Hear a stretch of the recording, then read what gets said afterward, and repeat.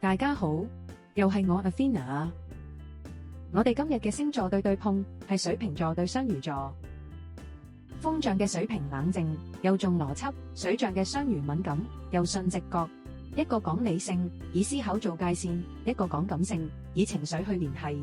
當理智同感性正面碰撞，佢哋又可唔可以睇得明對方眼中嘅世界呢？喺愛情層面上，水瓶同雙魚到底佢哋追求嘅係咪同一種浪漫呢？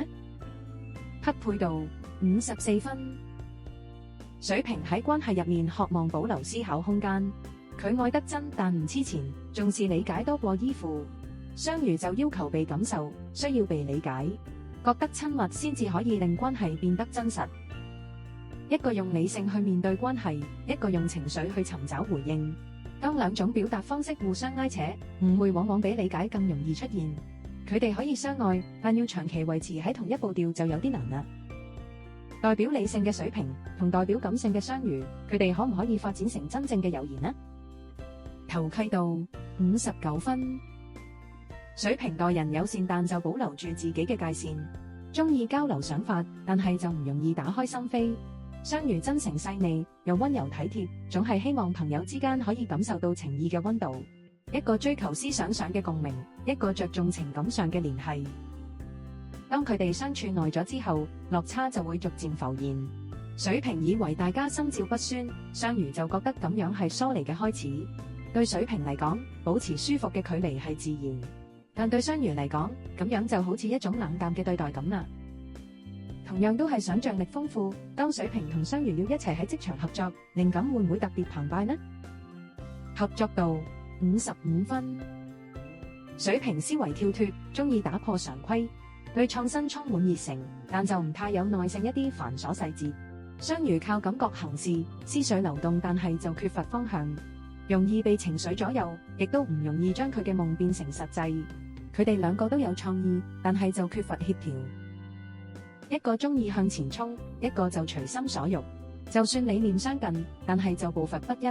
靈感令佢哋互相欣賞，但到咗實際執行時，就變成好大嘅距離啦。一個思考抽離，一個靠直覺行事。水瓶對雙魚，到底邊個可以喺關鍵時刻掌握到節奏呢？競爭百分比53對47，水瓶略勝。水瓶諗嘢比較跳脫，唔按常理出招，經常都令對手難以預測。佢冷靜但唔算保守，擅長打破框架，開闢新路。雙魚都唔係墨守成規型，靠直覺作出反應，靈感經常都又快又準。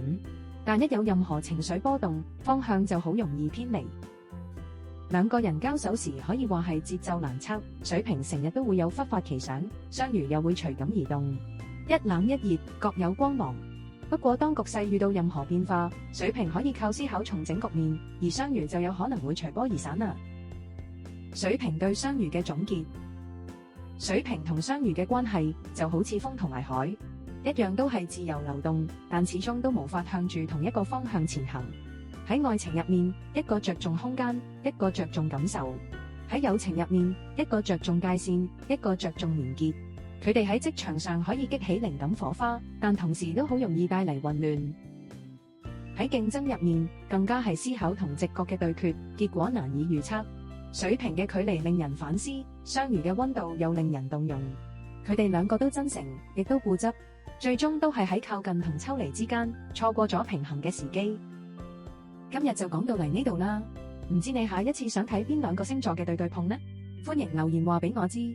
仲有，記得訂閱、點讚，同埋將呢條影片分享俾你嘅朋友。多謝觀賞，再見。